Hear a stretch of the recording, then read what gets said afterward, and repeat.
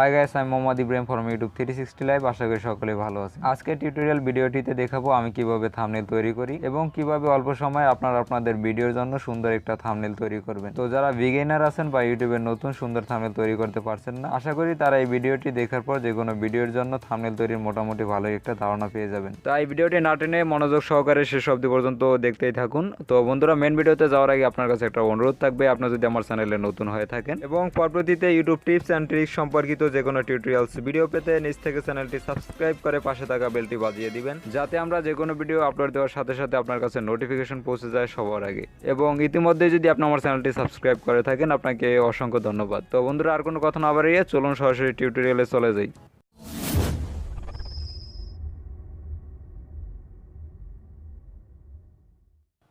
বরাবরের মতো চলে আসলাম আমাদের মোবাইল স্ক্রিনে। তো বন্ধুরা, আমরা থাম্বনেল তৈরি করার জন্য পিক্সার সফটওয়্যারটি ইউজ করব। তো অলরেডি যদি আপনার ফোনে পিক্সার সফটওয়্যারটি থেকে থাকে ভালো, যদি না থাকে সমস্যা নেই, আপনারা গুগল প্লে স্টোরে গিয়ে পিক্সআর্ট লিখে সার্চ করলে সফটওয়্যারটি পেয়ে যাবেন। দেন সেখান থেকে এই সফটওয়্যারটি ইনস্টল করে নেবেন। ইনস্টল করা হয়ে গেলে প্রথমে সফটওয়্যারটি ওপেন করবেন। আপনি যদি প্রথমবারের মতো পিক্সার সফটওয়্যারটি ওপেন করে থাকেন, তাহলে এখানে আপনার কাছে যা কিছু পারমিশন চাইবে সবকিছু অ্যালাউ করে দিবেন। তো বন্ধুরা, থাম্বনেল তৈরি করার জন্য আমরা প্রথমে এখানে একটি সাদা ফটো বা পেজ ইনপুট করবো। এই জন্য আমরা প্লাস বাটনে ক্লিক করে দিয়ে একটু উপরে ডান দিকে খেয়াল করলে ওয়াল ফটো একটা পেয়ে যাবো। এখানে ক্লিক করে দিলে আমাদের গ্যালারিতে নিয়ে আসা হবে। তো আপনাদের গ্যালারিতে সাদা ব্যাকগ্রাউন্ডের একটি ফটো রাখবেন, তো সেটা সিলেক্ট করে দিবেন। তো এরপর আপনার থাম্বনেলটি যা কিছু লিখবেন তা এখানে লিখে নেবেন। লিখে নেওয়ার জন্য আপনার একটু নিচের দিকে চলে আসবেন। নিচের দিকে চলে আসার পর আপনার এখানে খেয়াল করলে টেক্সট একটা অপশন পেয়ে যাবেন। এখানে ক্লিক করে দিয়ে আপনার থাম্বনেলটিতে যা লেখার প্রয়োজন তা এখান থেকে লিখে নেবেন। তো এখানে একটা বিষয় মনে রাখবেন, সেটা হচ্ছে আপনার থাম্বনেলটিতে যতগুলো ওয়ার্ড ইউজ করবেন প্রত্যেকটা ওয়ার্ড একসাথে লিখবেন না, ওয়ার্ডগুলো আলাদা আলাদা করে লেখার চেষ্টা করবেন। এতে আপনার থাম্বনেলটি বা থাম্বনেলের ফন্টগুলো আর আকর্ষণীয় দেখাবে। সাপোজ কিভাবে ইউটিউবে মনিটাইজেশন চালু করতে হয়, আমি তার উপর একটি থাম্বনেল তৈরি করব। তো আমি এখানে লিখে দেব কিভাবে মনিটাইজেশন চালু করতে হয়। আমি এগুলো আলাদা আলাদা ভাবে লিখবো। প্রথমে আমি লিখবো কিভাবে, তারপর লিখবো মনিটাইজেশন এবং শেষে আমি লিখে দেব চালু করতে হয়। তো প্রথমে এখানে কিভাবে লিখে দেব,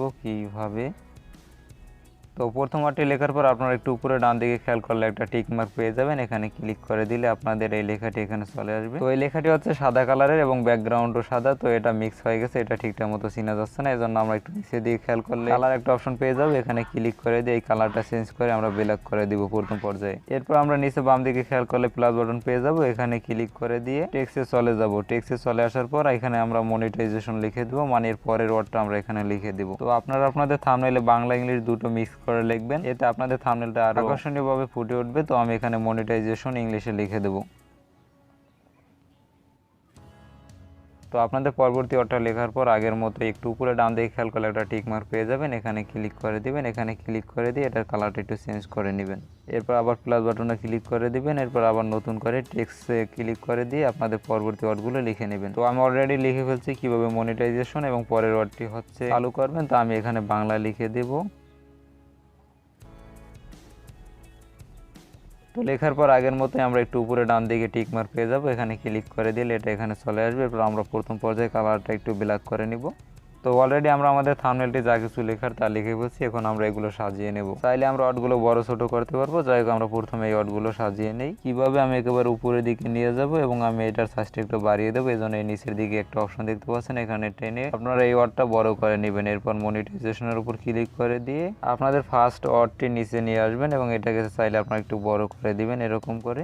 এরপর শেষকালের ওয়ার্ডটির উপর ক্লিক করে দিয়ে আপনারা আপনাদের পছন্দ মতো যে কোনো জায়গায় চাইলেই এটা সেট করে দিতে পারেন বা সাজিয়ে নিতে পারেন। এরপর যদি সাইজ বড় করার প্রয়োজন পড়ে, নিচ থেকে টেনে এরকম করে বড় করে নেবেন। তো আপনারা চাইলে এখানে স্টাইলিশ ফন্ট ইউজ করতে পারেন। এর জন্য আপনারা যে ফন্টটা স্টাইলিশ বা স্টাইল করবেন সেই ফন্টের উপর ক্লিক করে দিয়ে নিচে দিয়ে খেয়াল করলে এখানে অনেকগুলো ফন্ট স্টাইল বা ফন্ট পেয়ে যাবেন। এগুলো আপনারা এক এক করে দেখে নিতে পারেন, যেটা ভালো লাগে আপনাদের সেটাই আপনারা ইউজ করতে পারবেন। তো আমি এই লেখাগুলো একটু ডান দিকে নেব, এই জন্য ওয়ার্ডের উপর ক্লিক করে আমি ডান দিকে নিয়ে যাব এরকম করে।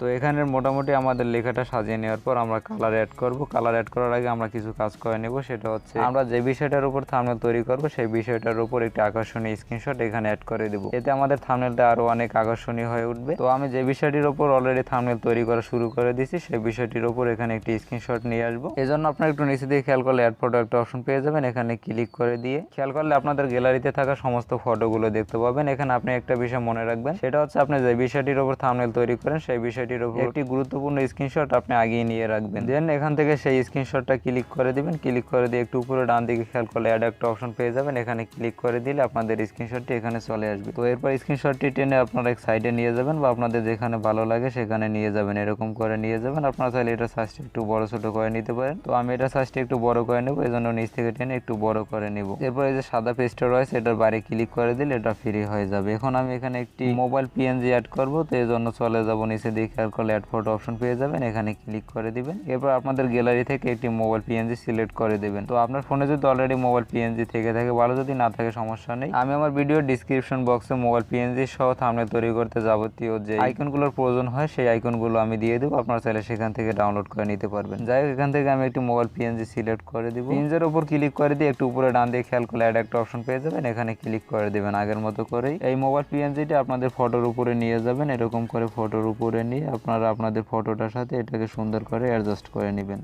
দেন থাম্বনেলের বাইরে ক্লিক করলে এটা ফ্রি হয়ে যাবে। তো আপনারা দেখতে পাচ্ছেন এখানে স্ক্রিনশটটা মোটামুটি ভালোভাবে অ্যাড হয়ে গেছে। তো আপনারা চাইলে আপনাদের থাম্বনেলটি শর্ট স্ক্রিনও ইউজ করতে পারেন, এর জন্য আপনাদের মোবাইল পিএনজিটির প্রয়োজন হবে না। তো আমি পিএনজিটি রিমুভ করে দিলাম। এরপর আপনাদের স্ক্রিনশটের উপর ক্লিক করে দিয়ে আপনারা একটু নিচে দিয়ে খেয়াল করলে ক্রপ একটা অপশন পেয়ে যাবেন। এখানে ক্লিক করে দিয়ে আপনাদের স্ক্রিনশটের মেন অংশটু রেখে দিবেন। তো এরকম করে ক্রপ করে মেন অংশটু রাখবেন। দেন একটু উপরে ডান দিয়ে খেয়াল করলে একটি টিক মার্ক পেয়ে যাবেন। এখানে ক্লিক করে দিবেন। এরপর আপনাদের স্ক্রিনশটটা এখানে চলে আসবে। আপনারা একটু নিচে ডান দিকে চলে আসবেন। ডান দিকে চলে আসলে আপনারা এখানে বর্ডার একটা অপশন পেয়ে যাবেন। এখানে ক্লিক করে দিয়ে আপনারা উপরে দিয়ে খেয়াল করলে আউটার একটা অপশন পেয়ে যাবেন। এটাকে 0 করে দিবেন এবং নিচে দিয়ে খেয়াল করলে ইনার একটা অপশন পেয়ে যাবেন। এখানে 4 বা 3 রাখবেন এবং এটার কালারটা চেঞ্জ করে আপনাদের পছন্দ মতো কালার দেবেন। এজন্য এখানে ক্লিক করে দিলে আপনারা অসংখ্য কালার পেয়ে যাবেন। এখান থেকে আপনাদের যেই কালারটা ভালো লাগে সেই কালারটা এখান থেকে সিলেক্ট করে দিবেন। সিলেক্ট করে দিয়ে একটু উপরে ডান দিয়ে খেয়াল করলে একটা টিক মার্ক পেয়ে যাবেন। এখানে ক্লিক করে দিলেই আপনাদের এখানে সুন্দর একটি স্ক্রিনশট দেখতে পাবেন। এরপর আপনারা একটু উপরে ডান দিয়ে খেয়াল করলে একটা টিক মার্ক পেয়ে যাবেন। এখানে ক্লিক করে দিলে আপনাদের স্ক্রিনশটটি এখানে চলে আসবে। তো আপনাদের স্ক্রিনশটটি আরো একটু বড় করে নিতে পারেন। বড় করে নেওয়ার জন্য স্ক্রিনশটের উপর ক্লিক করে দিয়ে নিচের দিকে এনে এরকম করে বড় করে নেবেন। আপনাদের পছন্দ মতো যত বড় প্রয়োজন হয় তত বড় করেই আপনারা নিতে পারেন। যাই হোক, এটা ফ্রি করার জন্য আপনারা থাম্বনেলের বাইরে ক্লিক করে দিবেন। তো এই থাম্বনেলটি আমরা আরো আকর্ষণীয় করার জন্য এরো চিহ্ন ইউজ করব। এই জন্য আমরা চলে যাব অ্যাড ফটো এই অপশনটিতে।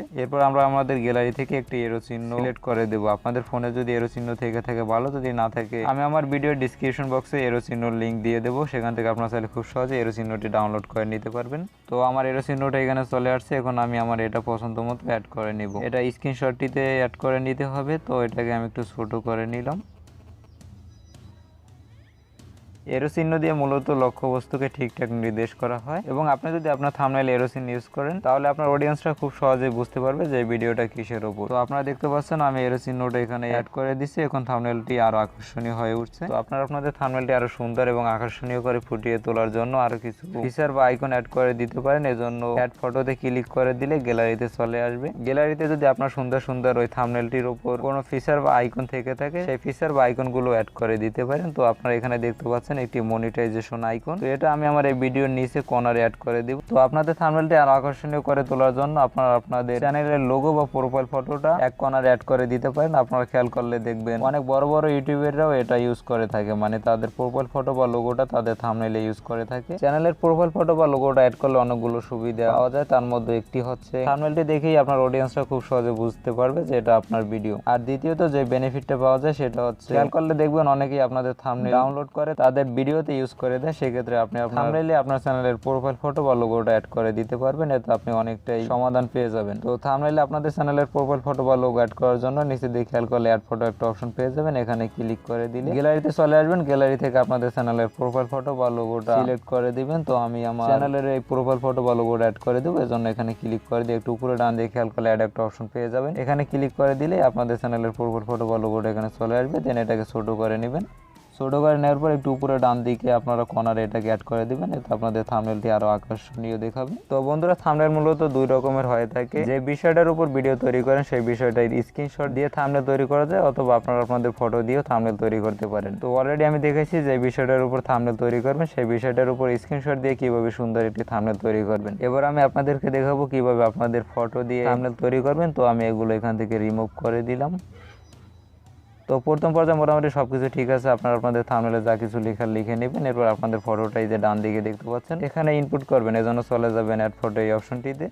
গ্যালারিতে চলে আসার পর এখান থেকে আপনারা আপনাদের ফটোটি সিলেক্ট করে দিবেন, মানে থাম্বনেলে যে ফটোটি দিবেন সেই ফটোটি এখান থেকে সিলেক্ট করে দিবেন। সাপোজ আমি আমার এই থাম্বনেলটিতে এই ফটোটি অ্যাড করব, তো আমি এটা সিলেক্ট করে দিলাম। এরপর একটু উপরে ডান দিকে খেয়াল করলে আগের মতো একটি অ্যাড অপশন পেয়ে যাবেন, এখানে ক্লিক করে দিলে আপনাদের ফটোটি এখানে চলে আসবে। তো আপনাদের ফটোটি এখানে চলে আসলে আপনার ফটোটি পিএনজি করে নেবেন। এজন্য আপনারা একটু নিচে দিয়ে চলে আসার পর ডান দিকে খেয়াল করলে কাট আউট একটা অপশন পেয়ে যাবেন, এখানে ক্লিক করে দিবেন। দেন আউটলাইন একটা অপশন পেয়ে যাবেন, এখানে ক্লিক করে দিয়ে আপনার ফটোটা রঙিন করে নেবেন, এরকম করে রং করে নেবেন। তো নিচে দিয়ে খেয়াল করলে সাইজ একটা অপশন পেয়ে যাবেন, এই সাইজটা বাড়িয়ে আপনারা খুব দ্রুতই আপনার ফটোটি এরকম করে রং করে নিতে পারবেন।